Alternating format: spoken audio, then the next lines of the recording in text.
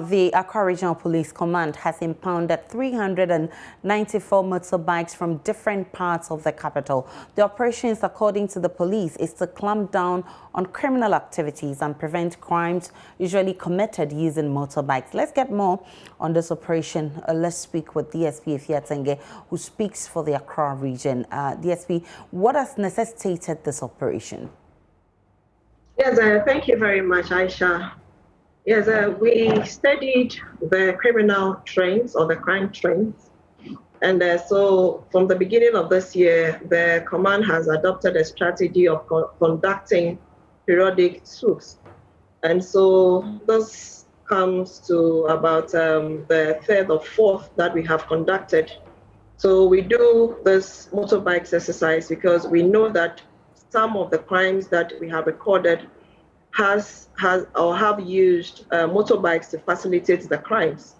And also we know how some of these criminals who use motorbikes attack innocent persons. They maim them in the process, they rob them of their valuables and so forth. So we do some of this periodically to get the unregistered motorbikes from the streets or off the streets. Then again, to also ensure that those who are using the motorbikes without complying to road traffic regulations, they get their documents updated. Some of them do not even have the requisite license. Others do not have the insurance. And so when we do some of these things or these exercises, it compels them to get their documents updated. And we know that it has helped in a number of ways to stem down criminal activities in Accra. So it's an ongoing exercise. We have done a number of them. All those who are found culpable after our screening are definitely made to face the law court. So this is what we're doing. And we continue to ask for the general cooperation of all so that we can have the system sanitized of criminal activities, especially violent crimes that are usually perpetrated by the use of motorbikes such as these. DSP, the impounded motorbikes includes courier bikes. Why are they also targeted? If you heard me, the second part of my conversation, I said that some of them do not have the requisite documentation. There's a courier bike, all right, but the law compels you to update your documents. Some do not have license. Some do not have the needed insurance. Some are even riding without helmets. So any of the breaches of the road traffic regulation, then it means that you have some questions to answer. So if you see some of them there, then it means that they do not have the needed documentation governing or covering them from using motorbikes. So how do you intend to sustain this operation? Because there are many who feel that this will be a 9-day wonder. No, as I said, since the beginning of this year, it is one of the operations we have conducted. We have conducted similar exercises. We do swoops, then we move on to do the motorbikes. And indeed, most of the motorbikes too are stolen. From what our records, some of them are stolen.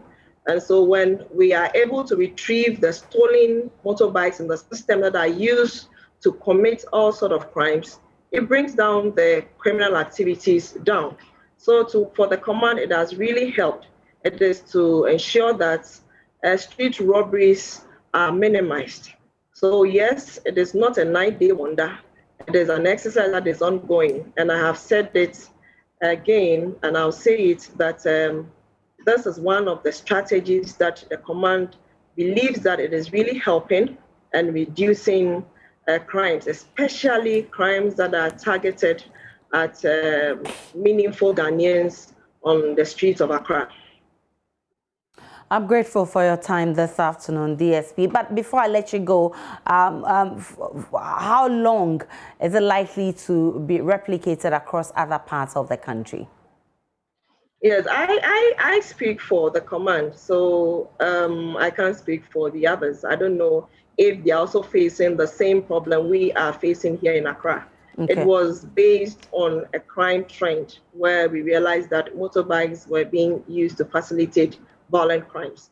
And so it compelled the region to draw up a strategy to deal with the nuisance the motorbikes create on our streets of Accra, then again to ensure that we clamp down on criminal activity. So if the other regions also see that as a way to go by clamping down on criminal activity, I cannot speak for them because I don't know what is also pertaining them. But for the command, we believe that this is one of the surest way that we can clamp down on criminal activities, especially those that are perpetrated by the use of motorbikes. Very well, but I'm curious to know what happens to these impounded motorbikes. I mean, usually what are the processes?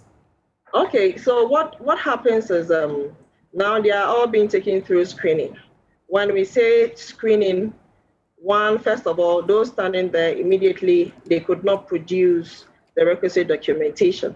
So we profile them, we take them to the station, and if you have the requisite documentation, if you have the license, then you produce them. Some are even stolen motorbikes, so they don't even appear, they vanish, they don't come back again. So we are able to get all these off the street. And sometimes to the reports that we've had as part of our reports, we contact them, then they come, they bring their documents covering the motorbike. So we do a comparison to see whether they actually have the right to own that motorbike, or the motorbike is rightfully theirs. Then we can hand over the motorbikes to them. Those who are not able to produce any documents covering their motorbikes, then those people are put before the law courts.